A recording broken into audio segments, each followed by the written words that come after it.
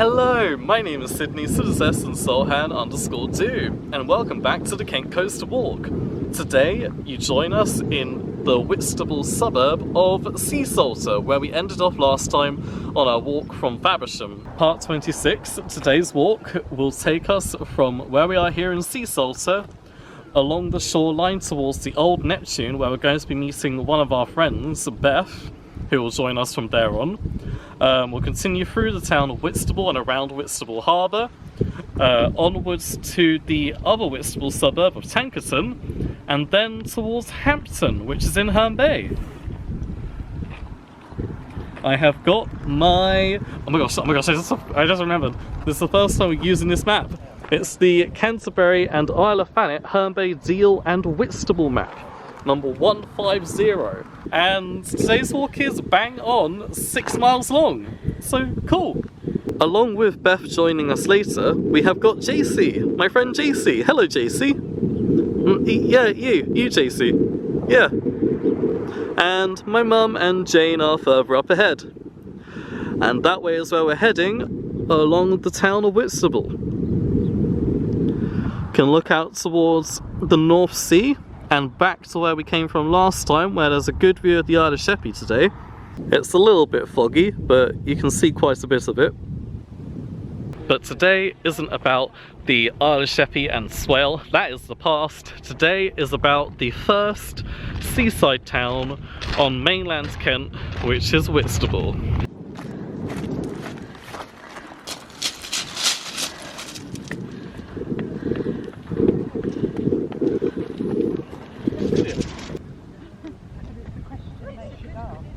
Quite a big development. We recently started spring, and all of the daffodils have been popping up, and it's so lovely.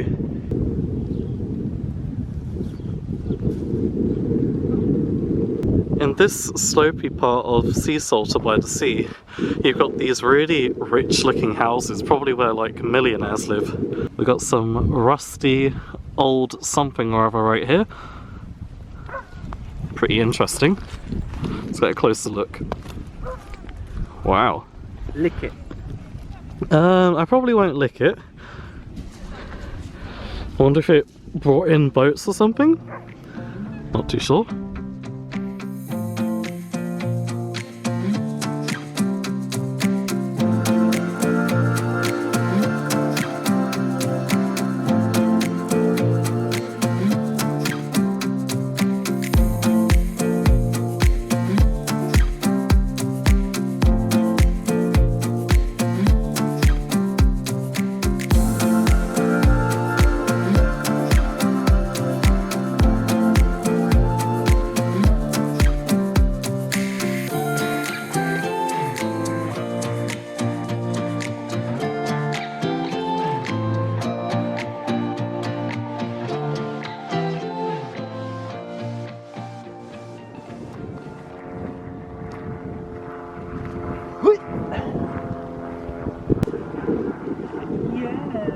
Right here after that little kissing gate, but you can just go around it, you have to pop down onto the beach for a little bit, as there are some houses that are right on the shoreline here.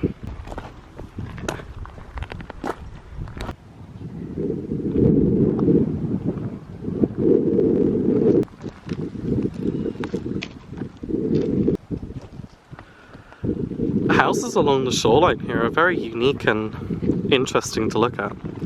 But again, I imagine very, very, very expensive to live in.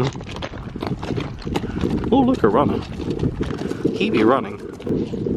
In this transition area between Seasalter and Whitstable, there's some really good views of Whitstable Bay going around to the main part of Whitstable. And you can actually see the harbour up the end there. So this whole section from that tall building to the very tip there, that is all of Whitstable Harbour.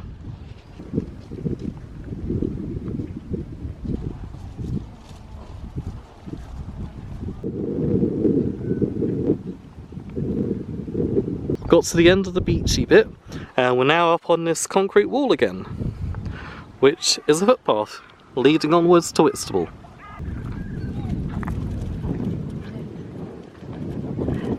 we have discovered some of the famous beach huts of the North Kent coast.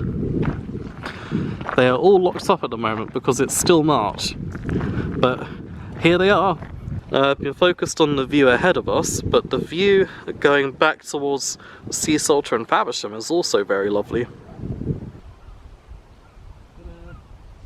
There's shrimp! This beach hut is covered in shrimp! Oh my gosh, it's a rainbow beach hut! Rainbows!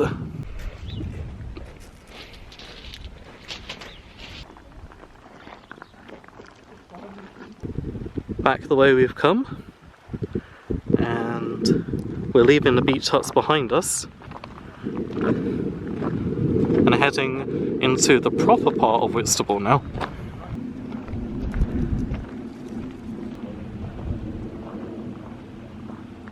We've sort of entered this grassy, beachy area, and if you've watched my videos you know how much I love those sort of landscapes where it's the grass and the beach at the same time. It's really cool, and you've got all these boats here, lots of interesting things to look at.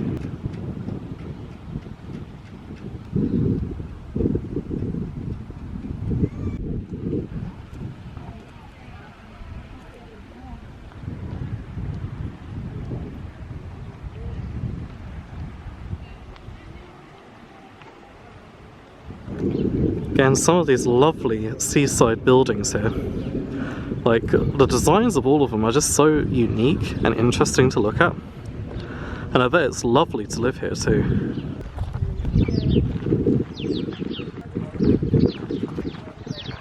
So we have found our way to the old Neptune pub, and just here, talking with my mum and Jane, is Beth! Hello! Hello! I bought snacks. She bought lots of snacks in this bag with lollipops on it. Yeah. I couldn't find a bag. We've also got kangaroo. Oh yeah, Jojo and Bobo. Here is the iconic old Neptune pub of Whitstable. As you can see, it is basically on the beach. And it's very famous. So I'm filming it for famous purposes. Welcome to the old Neptune pub on the beach. Cold beers, fine wines and live music. The other side of the old Neptune. And right into the centre of Whitstable. Hello. Yeah. Hello. It's a shame the grass in front looks dead. Just over the seawall from the coast here, you have Starboard Light Alley. Very creative name. And the Favourite Faversham, a boat that is no longer in use. Let's have a look at that sign down there. The Lost Shipyards of Whitstable. I won't read it all out, but you can pause now and have a read of that. And if you are French, it's also in French. Yeah, this is a really cute alleyway. And there's the boat, Favourite Faversham, even though we're in Whitstable. And here's a view of it from the other end. And it looks like Favourite 1890. And we've got another information board here, oysters harvested from the sea.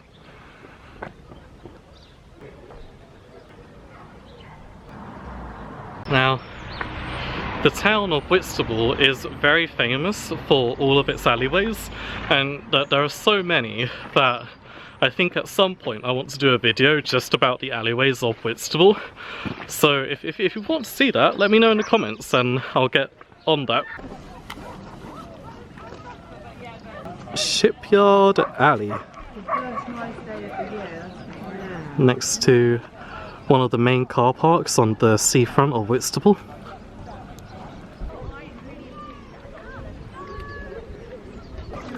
You can really tell it is one of the first days of the year that it is sunny, because it is incredibly busy here in Whitstable. Lots of people about. All of the boating and tractoring and the other stuff, equipments. Pretty cool. And just down there, this way leads towards the main shopping streets of Whitstable. You've got like a ZZ's there, and then over there to the right there's the main shopping street, and there's a secondary shopping street further to the left. So that's the main centre of Whitstable down there. But we are sticking to the coast as usual.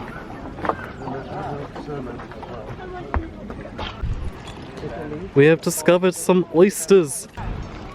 The town of Whitstable is very famous for oysters, so that's why oysters are exciting here.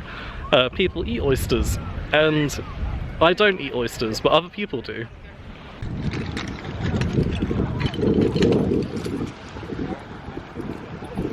Towards the harbour up ahead, which we're nearly at. And here's one of the many ramps that go down into the sea.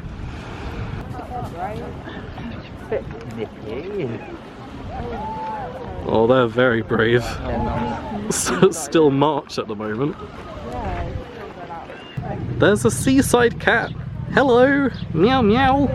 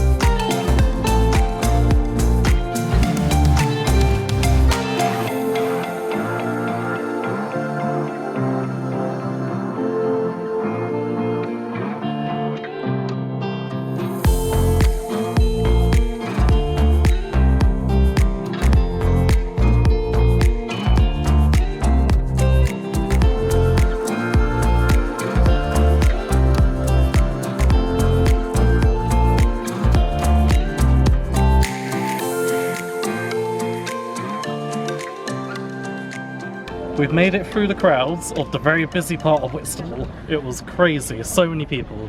And we're now on the outskirts of the harbour section of Whitstable, and I better get my scuba diving gear ready.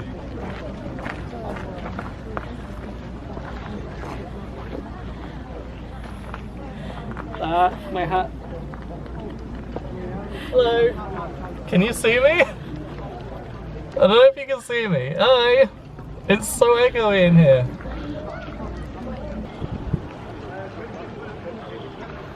Another beautiful little dock or boat ramp.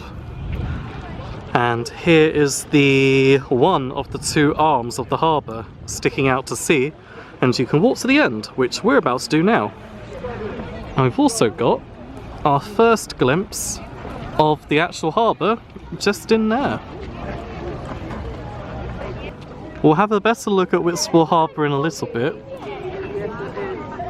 You can see all the industry buildings and where they probably do all that oyster catching and that oyster sorting outs and stuffs.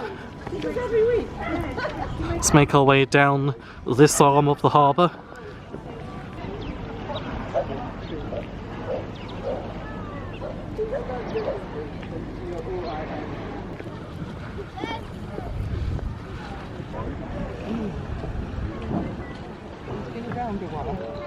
We've decided to take our little snack break here at the end of the arm. And it's cold. Look at that cormorant. Wow.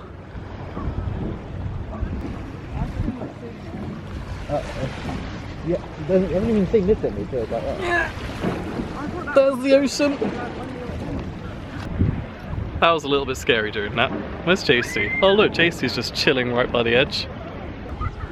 And now I'm like dying. And I've also picked up faint.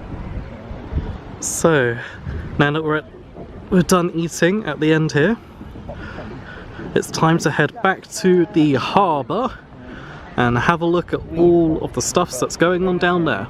Just as we walked back down the harbour arm, they're doing a launching of one of the lifeguard boats. What timing is that? Unfortunately the sun's over there, so it's a bit overexposed, but there it goes. They're not even using the boat ramp, it's just in a tractor. Here we are, Whitstable Harbour. World famous for its oysters and its boats and its water.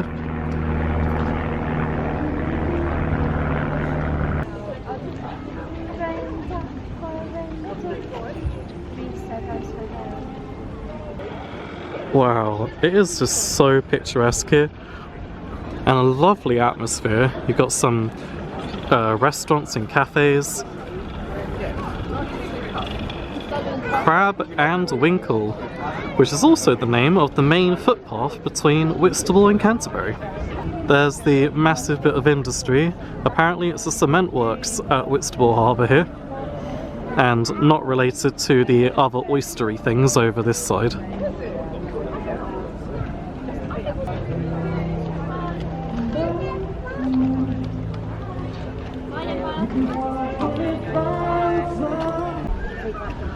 We've got all of these lovely stands here. We're selling various bits and bobs and nicks and knacks. Beth was very tempted to buy a turtle, but she doesn't have the money for it. Those turtles just down there, they nod their heads and they're very cute. Follow my lead, I found a girl.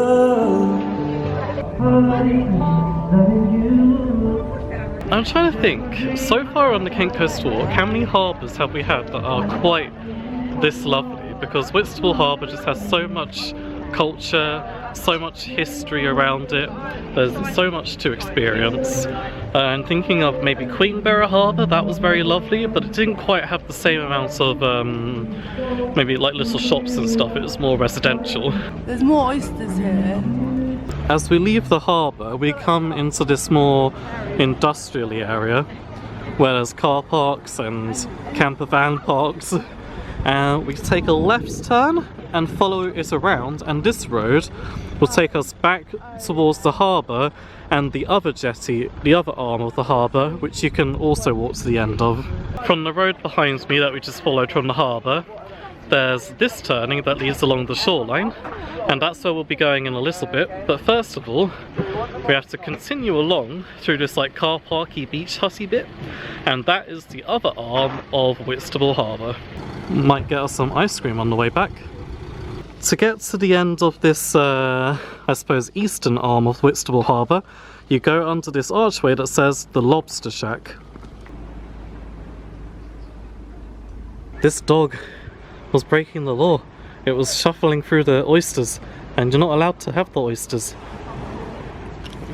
There it goes again. Continue alongside the Oyster Shack, which I won't show at the moment because there's a lot of children there. You get this isolated beach of Whitstable, which looks very lovely, and the harbour arm of the eastern harbour arm of Whitstable Harbour. Look at that massive boat! That is so cool.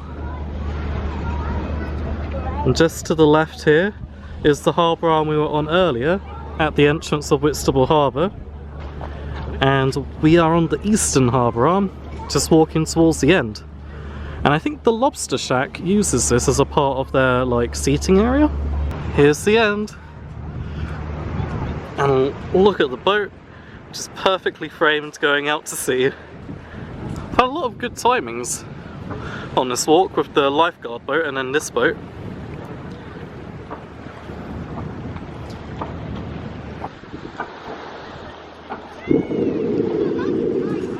Looking back to the Oyster Shack, and then onwards the direction that we're heading towards Whitstable Castle. We have been blessed with another cormorant. Look at that, how beautiful. There's a better view of Whitstable Castle just up there. We won't be getting to see that as it's away from the coast, but there's your view of it for today. And just around the bend there is where Whitstable sort of fades into the suburb of Tankerton. Let's get going. A very cool thing about the Lobster Shack here is a lot of the beach is actually made up of oyster shells.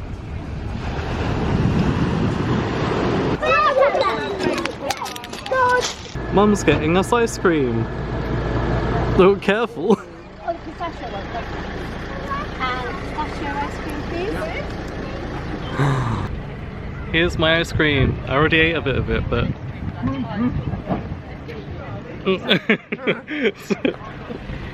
Everyone's got ice cream. Does this one smell funny? Now that we've had our ice cream, we can continue along the next section of beach huts towards Tankerton.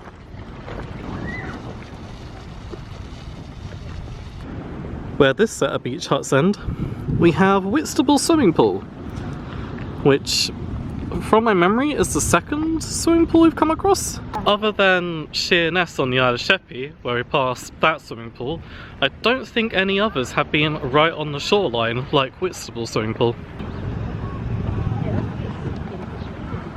Another ice cream van there.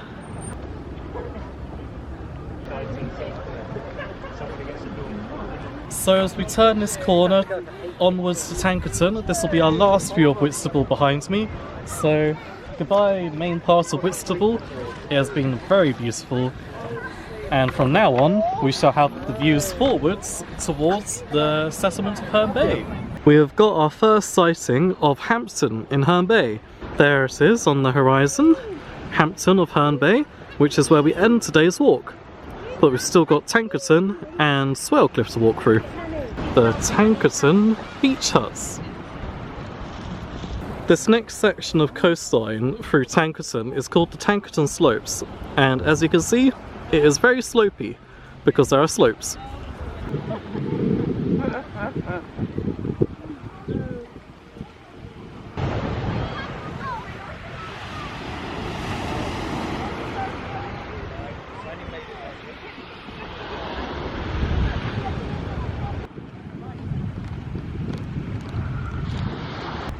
What a nice beach hut.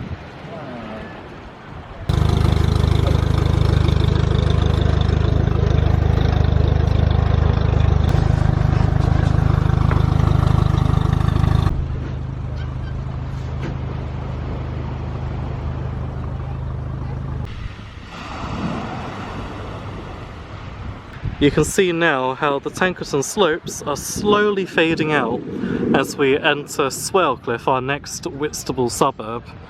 And Swalecliffe is a rather flat and marshy area, so no hills.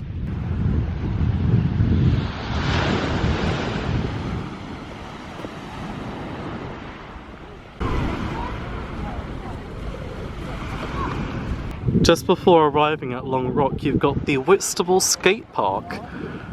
A very cool little place for people to do their skateboards and their bikes and stuffs. Long Rock is this sticky out bit, which I'll talk a bit more about in a second.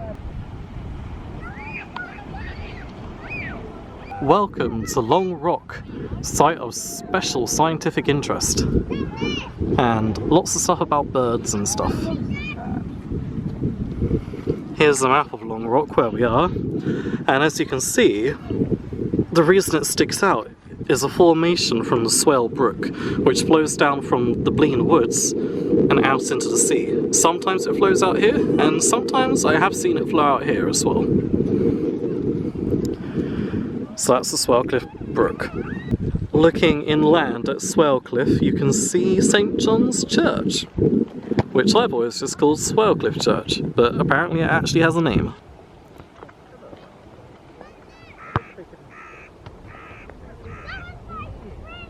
Another thing that Long Rock in Swalecliffe is well known for is being an unofficial nudist beach. Unlike Sheerness, where we were earlier in the walk on the Isle of Sheppey, which is official, this isn't official, but it has that reputation for having nudist people here. Just interesting fact for you there. How are we feeling about getting Beth along Long Rock here? We've got this, yeah. Yeah, it's a little bit bumpy. There is an alternative concrete path that goes inland if you don't feel like going along the bumpy path. The Swalecliffe Brook. What do you think of Long Rock, JC? Long Rock. Doggo!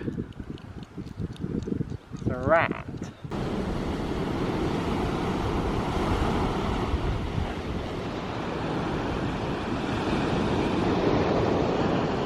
I wasn't aware of this, but my mum let me know that Long Rock used to have a brickworks, and we've experienced plenty of brickworks along the way, but it's interesting to find out about this one as it's so close to areas that I'm so familiar with as I live in this part of Kent. And I never knew that it was a brickwork. And there's some bricks over there. There you go. There's some sexy bricks. Chase is walking across the bridge that crosses over the Swalecliffe Brook. And the other way, you can really see how close that bit gets to the water, but instead sometimes it does that massive loop around and goes over there. But I've definitely seen it overflow and go out there. Why is Long Rock so special? Well, here's all the information you could ever want.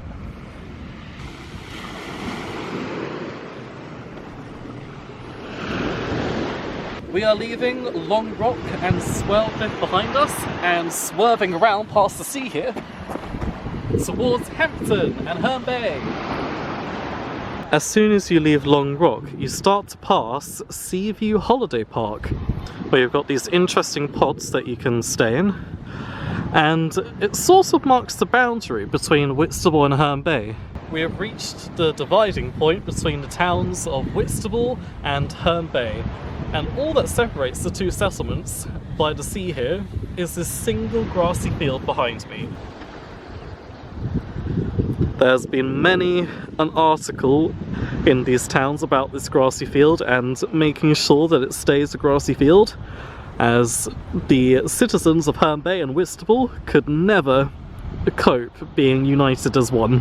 Having grown up in these two towns, I know very well the rivalry between Herne Bay and Whitstable, and they're both sort of like the children of Canterbury, where Whitstable is the favourite child and Herne Bay is the slightly more forgotten child. So it's an interesting dynamic between the three towns. Ice Cream Man! The very first suburb of Herne Bay that we get to is actually Stud Hill, and Stud Hill has its own set of slopes called the Stud Hill Slopes. Ahead there is Hampton, and out in the sea you can just see something mysterious. I'll talk more about it next time. Okay, my battery's running very low, but we have made it past Stud Hill and we are in Hampton, where we'll end off today and ready for our next walk next time from Herne Bay to Reculver. So yeah, it's been brilliant. We'll talk more about Hampton next time, and Herne Bay, and don't forget to believe in the rainbows. Bye!